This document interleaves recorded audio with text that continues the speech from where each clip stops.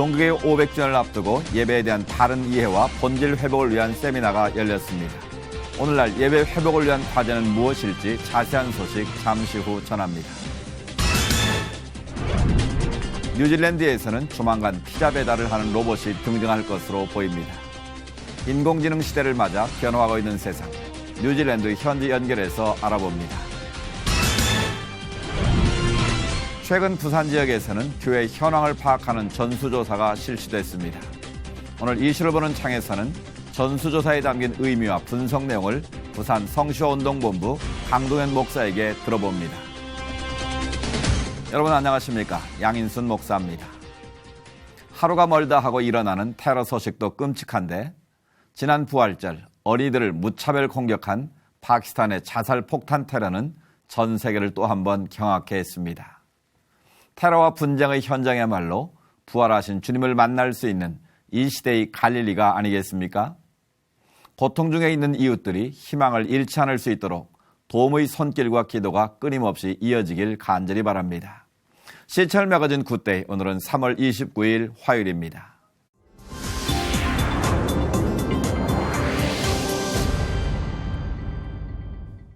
첫 순서로 교계 뉴스부터 정리해드립니다. 기독교 한국 루터회 총회에 속해 있는 한국 베델 성서연구원이 종교개혁 500주년을 앞두고 예배를 주제로 한 세미나를 개최했습니다. 유성은 기자가 보도합니다. 예배 큰 세미나 주강사로 올바른 예배에 대해 강의한 전 한일장로회 신학대학교 정장복 박사는 모세와 이스라엘 백성들의 출애굽은 예배 훈련을 위한 광야의 40년으로 이어지는 과정이라고 설명했습니다. 특히 예배는 하나님을 모시는 최상의 표현이며 내 신앙의 꽃이 피고 열매가 맺히는 현장과 같다며 하나님이 만족하는 예배를 드려야 한다고 강조했습니다. 이젠 설교만 살아있는, 그리고 인간 중심의 집회로 늘 가고 있는데 집회가 예배로 빨리 환원되어야, 그래야 하나님이 기뻐하시는 예배가 발생될 것이고, 하나님이 기뻐하시는 예배가 된 곳에 진정한 교회의 회복과 발전과 후일이 보장되지 않겠습니까? 네. 베델 성서연구원은 종교개혁 500주년을 1년 앞두고 오늘의 종교개혁과 예배갱신이라는 부제로 바른 예배의 모범으로 돌아가기 위해 이번 세미나를 마련했습니다. 또한 예배를 바르게 이해하고 드리는 것이 신앙생활의 가장 기초적인 전제라는 것을 알리는 목적을 뒀습니다. 예배가 바로 서야 교회가 바로 섭니다. 교회가 바르기 위해서는 잘못되거나 또는 그 그릇된 예배가 올바로 회복되어야 됩니다. 그래서 우리 성도들이 올바른 예배 회복이란 무엇인가, 그것을 공부할 수 있는 기회를 만들기 위해서 이번 세미나를 준비했습니다. 정장복 박사는 현재 한국교회는 설교에만 치중하고 있다며 한국교회와 성도들이 말씀과 성만찬이 균형을 갖춘 예배를 지향해 그 어떤 것보다 예배의 회복에 집중해야 한다고 조언했습니다. 비록 작은 규모의 세미나였지만 예배에 대한 바른 이해와 교육을 통해 이 시대의 참예배의 의미를 재발견하는 시간이 됐습니다. C채널 뉴스 유성훈입니다. 부활절을 맞아 기쁜 소식을 온누리에 전하기 위해 한국교회가 하나 되는 예배가 열렸습니다. 지역 연합들과 교회들도 한마음으로 부활의 기쁨에 동참했는데요. 60여 개 교단이 함께한 부활절 연합예배부터 전국 곳곳의 부활절 소식 김효정 기자가 보도합니다. 순수 복음을 통한 한국교회의 하나됨을 목표로 한국교회 60개 교단 대표와 8,000명의 성도들이 참여하는 2016년 부활절 연합예배가 올려졌습니다. 오늘의 연합예배가 하나님께 영광이 되고 우리에게 부활의 생명을 옷 입고 온 우리의 부활의 능력이 퍼져나가는 축복의 날이 되기를 주님의 이름으로 축원하면서, 박근혜 대통령의 축사를 대독한 김종덕 문화체육관광부 장관은 한국교회는 우리 사회의 빛과 소금의 역할을 해왔다며 부활절 예배를 통해 대한민국을 하나로 만들길 바란다고 전했습니다.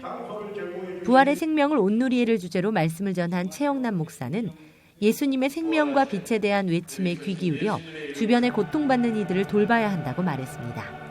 이제는 그리스도의 부활의 생명과 빛이 온 누리에 충만하게 퍼지도록 예수님의 십자가와 부활의 복음을 최선을 다해 전파하는 저와 여러분이 되십시다. 한편 부활절 연합예배의 헌금은 사회적 약자를 섬기고 논산훈련소 연무대 군인교회의 건축 헌금 등으로 사용할 예정입니다. 부활초를 점화하고 서대문 형무소를 순회합니다. 성만찬에서는 주님의 성체를 나누고 부활의 기쁨을 항상 누릴 수 있도록 기도합니다. 부활 전일 밤 11시부터 당일 새벽 1시까지 서대문 형무소에서 진행된 한국기독교교회협의회의 부활 선언 예배에서도 부활의 의미를 되새기는 동시에 형무소에서 죽음당한 선조들과 위안부 할머니들의 삶을 반추하는 시간이 마련됐습니다. 또한 전국의 수많은 교회들이 정성껏 예배를 드리고 달걀 나누기 등을 포함한 다양한 프로그램을 마련해 부활의 기적을 다시금 체험하고 주변의 사랑을 나누는 시간을 가졌습니다. 명성교회에서는 특히 백합 헌화식을 통해 부활에 대한 감사를 직접 올려드렸으며 사랑의 교회에서도 전도운동 중 하나인 생명의 정원 가꾸기 등을 통해 부활의 생명을 품고 복음 전파를 위해 결단하는 등 온종일 부활의 기쁨을 만끽할 수 있는 시간이 이어졌습니다. 아침 일찍 일어나서 교회에 나와서 헌화식 했어요. 기분이 말짱 좋아요. 예수님 사랑해요. 한편 이날 하남에서 50여 개 교회 600여 명의 교역자와 성도들이 부활의 첫 기쁨에 동참하는 연합 새벽 예배를 드리는 등 부산과 대전, 광주 등 전국에서도 부활절 연합 예배가 드려졌습니다. 올려진 예배의 주제나 부대 행사 등은 다양했지만 우리를 위해 죽음을 이기시고 다시 사신 예수 그리스도의 부활을 축하하는 마음은 하나였습니다. C채널 뉴스 김효정입니다. 이어서 그 밖의 교계 소식 전해드리겠습니다. 건국 대통령 이승만 박사 탄신 141주년 기념식이 26일 정동 제1교회에서 열렸습니다.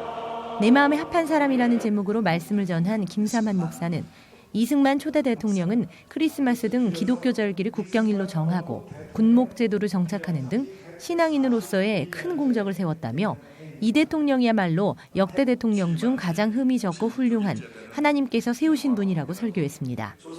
한편 기념 예배에서는 문태선 서울 북부 보훈지청장을 포함한 각계 인사와 유족, 시민 등 1000여 명이 참석했으며 유족 인사와 특송 등의 순서가 이어졌습니다.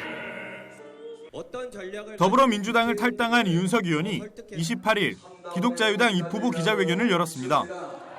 이 의원은 한국교계 지도자들의 기독자유당 입당 권유가 있었다며 이에 순종하는 마음으로 입당했다고 밝혔습니다. 또한 이윤석 의원은 앞으로 국회에 들어가면 군소, 무소속 당선자들과 기독자유당의 이념을 따르는 국회의원들을 영입해 힘을 결집해 나갈 것이라고 말했습니다.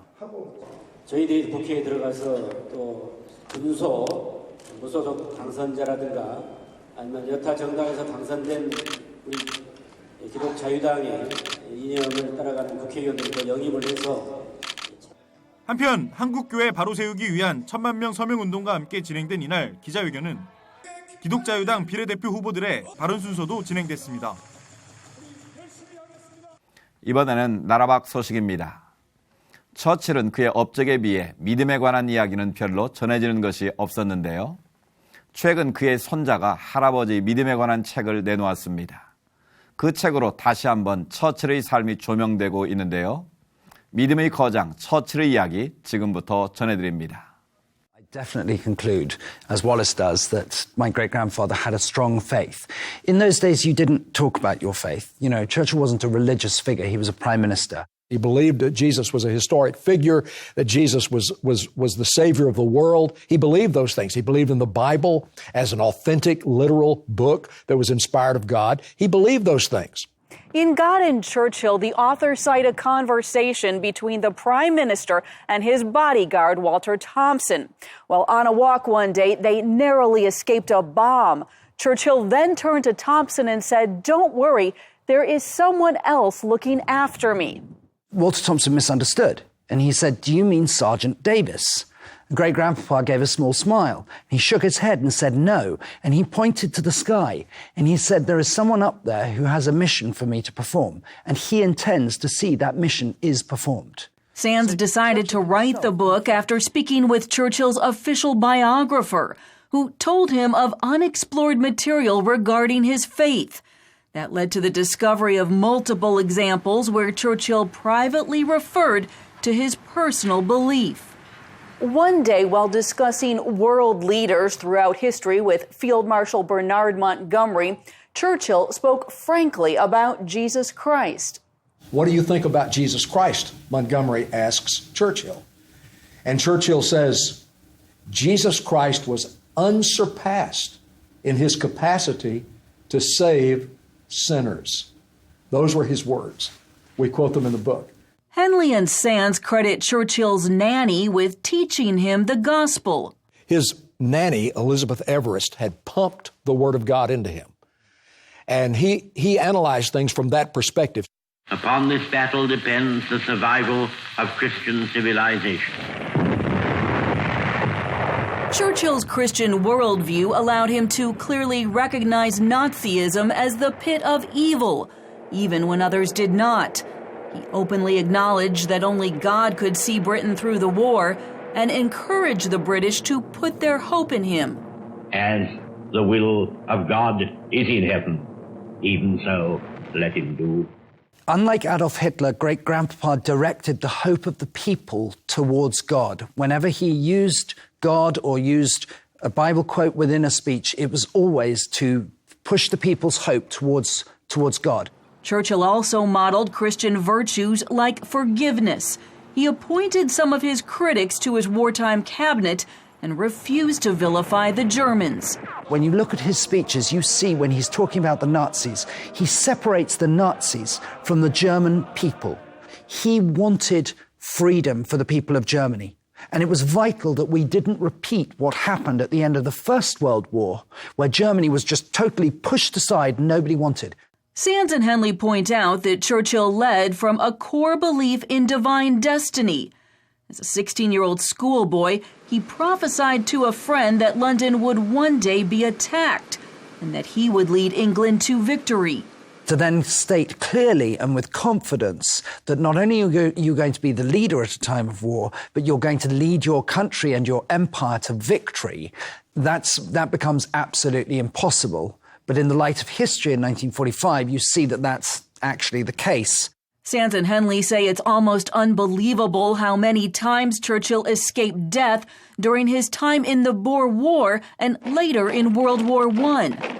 As a member of Parliament in the 1930s, his public reputation sank as he warned of Hitler and the Nazis and spoke out against appeasement. In the end, Hitler's advance through Europe vindicated Churchill and silenced his critics, perfectly preparing him to become prime minister. When I warned them that Britain would fight on alone, God himself was intervening through this man in that period of history. So God will intervene in our history. He will raise up people like that. Sands and Henley say such a belief can provide hope today, when once again the world is in need of a strong leader to stand up against the forces of darkness. 다음 소식입니다. 조만간 뉴질랜드에서는 로봇이 피자를 배달하는 시대를 맞게 될 전망입니다. 최근 세계 몇몇 나라들이 로봇 피자 배달을 시도하고 있는데요. 뉴질랜드도 바로 이들 국가 중 하나가 될 것이라고 밝힌 것입니다. 관련 소식 자세히 알아보겠습니다. 이근택 선교사님 전화 연결되어 있습니다. 안녕하십니까? 안녕하십니까? 이근택 선교사입니다. 네, 반갑습니다, 선교사님. 그야말로 로봇이 사람의 일을 대신한 시대가 열리는 것인데요. 뉴질랜드에서 조만간 이루어질 거라고요. 네, 뉴질랜드의 사이먼 브리지스 교통장관은 지난 3월 18일 뉴질랜드 언론에 정부가 다국적 피자 체인점인 도미노 피자와 함께 도미노 로봇이라는 사륜 로봇 차량으로 운전자 없는 피자 배달을 시험하기 위한 준비를 서두르고 있다고 밝혔습니다. 네. 브리지스 장관은 뉴질랜드가 로봇 피자 배달을 세계에서 처음으로 시도하는 국가들 가운데 하나가 될 것이라며 대단히 흥분되는 일이 아닐 수 없다고 말했습니다. 그렇군요. 뉴질랜드도 로봇 산업에 국가적 관심을 많이 보이고 있는 것 같은데 어떻습니까? 네, 그렇습니다.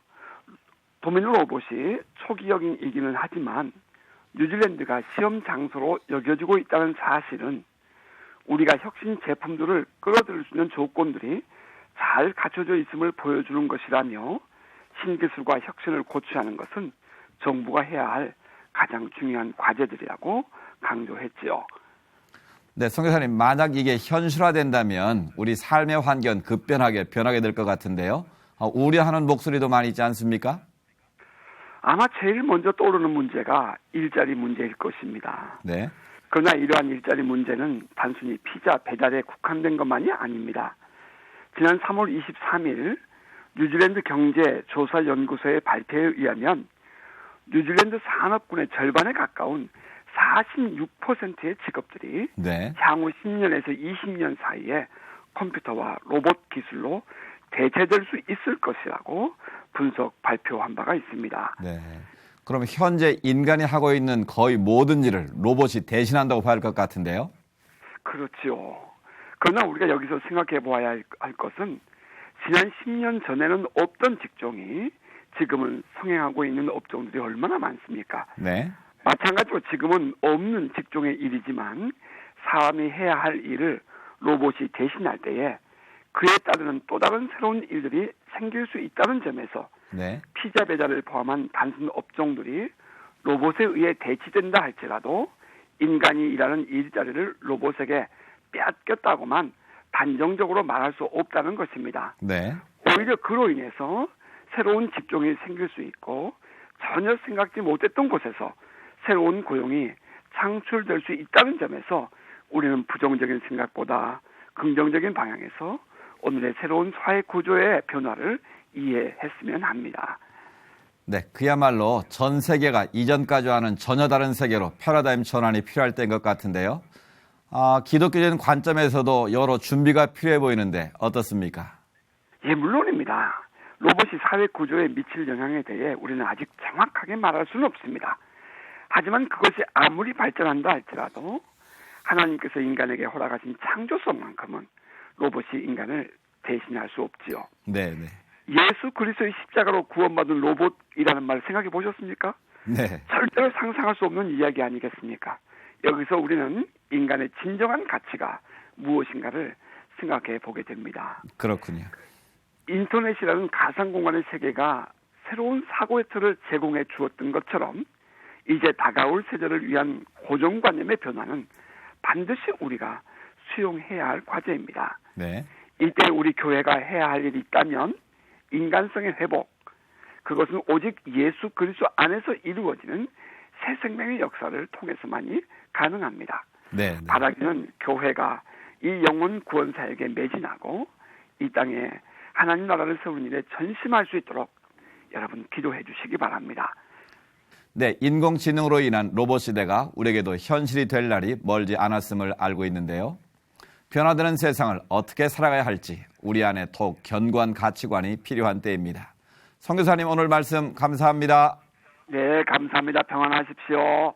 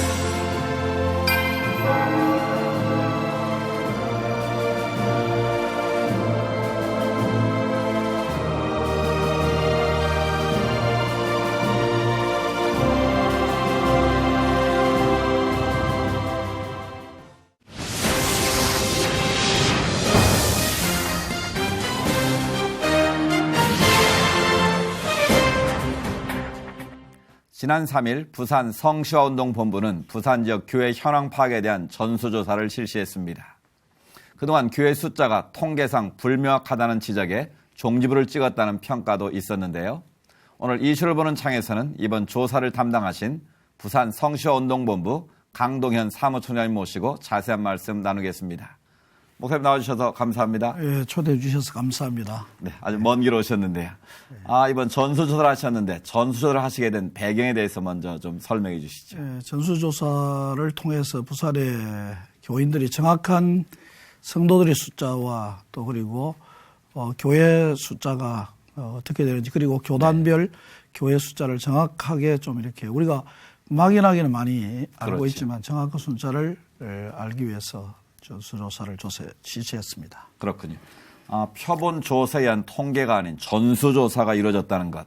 어떤 의미로 해석할 수가 있겠습니까? 예, 표본조사는 일반적인 조사지만 전수조사는 정확하게 이제 정확성입니다. 첫째는 정확성이고 그리고 이 정확성을 기하기 위해서 교단별로 이미 자료를 가지고 있는 자료들 네. 그리고 구군 연합회가 가지고 있는 자료, 부산 또 보기총 자료 그리고 우리 성시와 그동안 활동 또 관계 속에 있는 네트워크되고 있는 교회들과의 자료를 기초로 하고 그리고 이제 또 아르바이트생 또 네. 이 전수조사를 위해서 필요한 요원들을 세워가지고 1차, 2차, 3차 전화 확인하고 그리고 네. 또 직접 찾아서 확인하고 이런 절차들을 거쳐서 시간적으로 아주 꽤 6개월 이상 걸렸습니다. 6개월 이상 걸렸군요. 그럼 구체적인 내용을 한번 살펴볼까요? 부산 지역 교회 수와 또 교인들의 규모가 파악된 걸로 아는데 자세하게 좀 설명해 주시죠.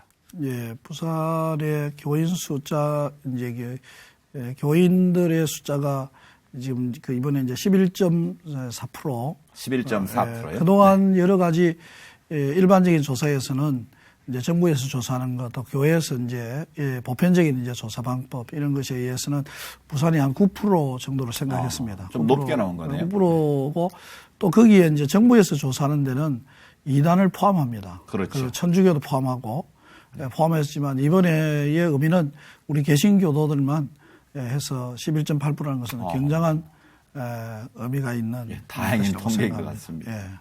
예, 우리가 이제 생각했던 것보다 걱정을 많이 했습니다. 왜냐하면은 우리가 실제적으로 부산에 몇 명이다, 교인이 몇 프로다 하는 것보다 훨씬 작게 나오면 어떻게 할까? 허수가 많았다는 게 밝혀지지 않을까? 그런 것에 대해서 염려를 처음에는 많이 했습니다. 네. 그렇지만은 실제 이제 조사를 하고 나서 저희들도 굉장히 놀랐습니다. 네. 우리가 생각했던 보다는 그동안 부산 교계의 실질적인 성장이 있은 것 같다. 그런 네. 결론을 갖게 됐습니다. 그렇군요. 그럼 교단별 분포는 어떻게 됐습니까?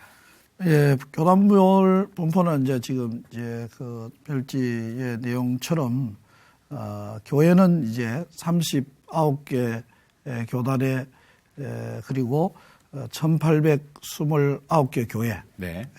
있고 이 보면은 합동 부산은 이제 고신 통합 이제 이런 순으로 되어 있고 이제 성결교 같은 기성과 예성을 이제 합쳐서 또 이 순복음 같은 경우도 기하성 그리고 이하성을 합쳐서 통계를 냈습니다. 특히 부산에는 이제 또 다른 타 지역과들 부산 경남을 중심으로 하는 교단도 있습니다. 분이엘 교단이라고 있고 분이엘 교단. 네. 그리고 이제 독립교당 또 무지역 속해 있는 교단들 그리고 무소속으로 되어 있는 교회 이런 것까지 다 이렇게 분포를 이제 찾아서 그렇게 했습니다.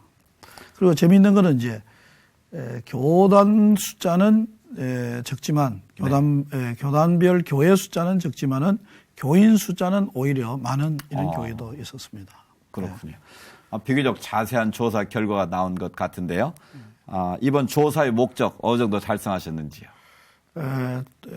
두 가지 목적 중에 첫째 하나는 교회 숫자와 교인 숫자를 98% 이상 확인 조사가 이 통계는 98% 이상 확인 조사된 내용입니다. 정확성 면에서 많이 이제 부각이 됐군요. 그리고 또 하나는 부산 성시와 운동본부에서 기독교 교계와 함께 풀어가야 할 숙제를 이제 안게 되었습니다. 하나는 다음 세대의 문제점들을 확인하게 막연한 것에서 이제 실제적으로 알게 되고 또 하나는 이제 미자립 교회 분포가 이제 다수를 차지하고 있는 교회 숫자에 그러면서 이제 미자립 교회 문제를 어떻게 이제 작은 교회를 성장해 갈 것인가 하는 두 가지를 이제 발견하게 됐습니다. 그렇군요.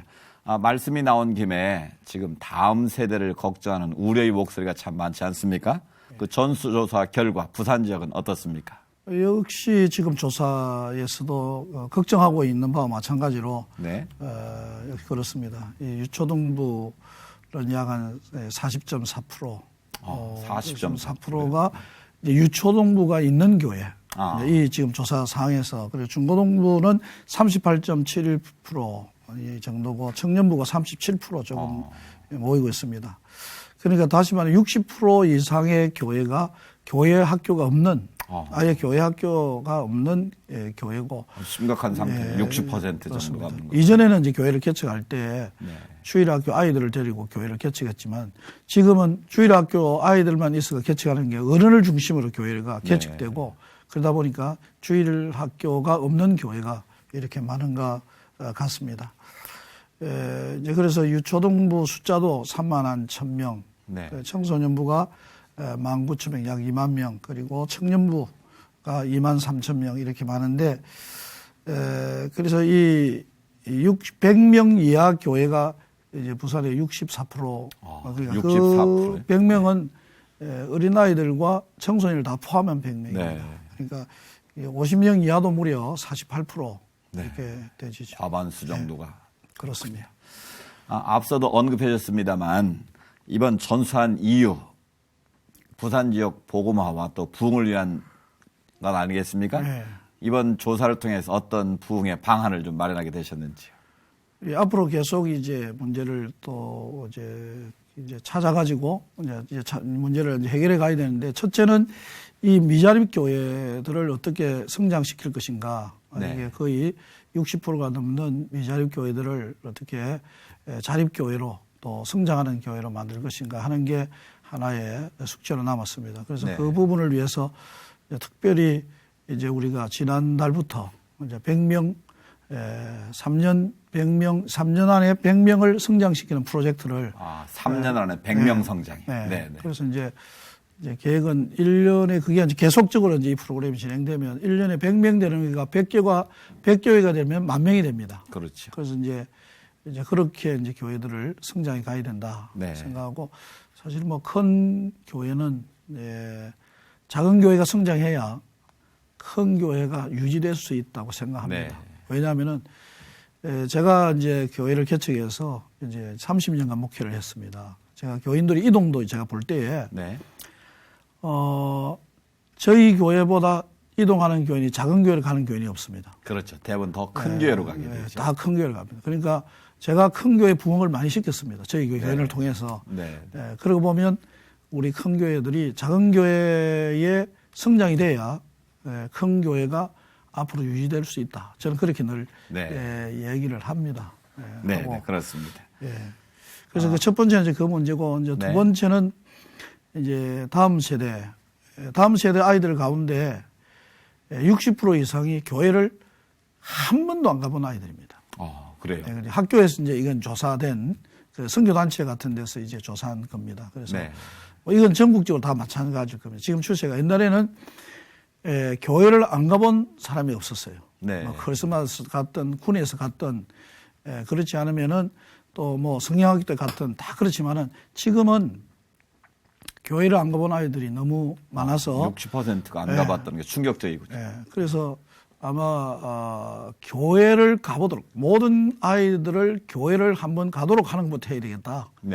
그래서 우리가 다음 세대 전도 축제를 해가지고, 이 전도 축제는 아이들과 또 교사들이 중심이 되는 게 아니라 우리 어른 세대가 할아버지가 손자를, 아버지가 자녀들을 다 데리고 교회에 오는 겁니다. 그리고 그 친구들을 전도해서 교회로 와서 이제 주일학교에 한 번쯤 그 아이들이 오도록 하고 교회가 어떤 곳이라는 걸. 그래서 작년에도 우리가 어떤 한 군에서 표본으로 실시를 했습니다. 그래서 좋은 결과를 얻었고, 또 그리고 이번에 이제 부산의 전역에 있는 교회들과 함께 이 프로젝트를 이제 진행하고 있습니다.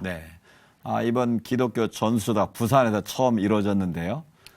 다른 지역에서도 이 교회 부흥 전략을 세우기 위해서 이런 조사가 필요할 것 같은데 그 노하우를 좀 소개해 주시죠. 그렇습니다. 일단은 지역에도 좀 이렇게 특징이 있을 거라고 생각합니다. 네. 우리 지역도 보면 어떤 지역은 교회가, 어떤 구는 교회가 많고 어떤 구는 작은 교회도 있어요. 그래서 부산 전국적으로 하는 것이 꼭 필요하다고 네. 생각되어지고 그렇게 교회들이 하려고 하면 저희들이 이제 먼저 했으니까 이 그렇죠. 노하우를 전수할 수 있고 또 서로 공유할 수 있는 부분들이 있을 거라고 생각합니다. 네. 언제든지 연락하시면 그 노하우를 전수하도록 하겠습니다. 네, 네. 말씀하신 대로 이번 조사 결과가 부산 지역만 아니라 타 지역에서도 부흥 전략을 수립하는 모델로 활용돼서 한국교회 부흥과 성장의 디딤돌이 될 수 있기를 바라겠습니다. 목사님 오늘 말씀 감사합니다. 네, 감사합니다.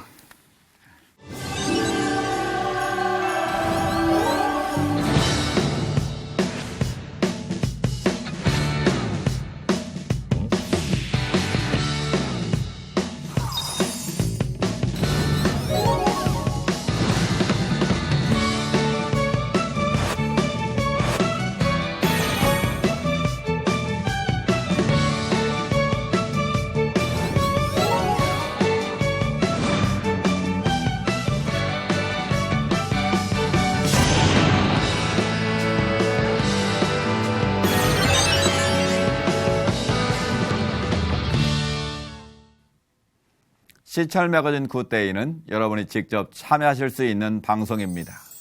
아래 전화번호 이메일로 언제든지 연락 주시기 바라고요. 인터넷으로도 다시 보실 수 있습니다. 꼭 확인해 보시기 바랍니다. 한국노동연구원 조사 결과를 보니까요. 혼자 버는 부부보다 맞벌이 가구의 부채가 2배 이상 되는 것으로 나타났습니다. 단순 비교만으로 그 원인을 찾을 수는 없는 일이겠습니다만 이런 현상이 나타난 이유에 대해서는 구조적 점검이 필요해 보입니다. 오늘 수는 여기까지고요. 저는 다음 시간에 찾아뵙겠습니다. 시청해주신 여러분 고맙습니다.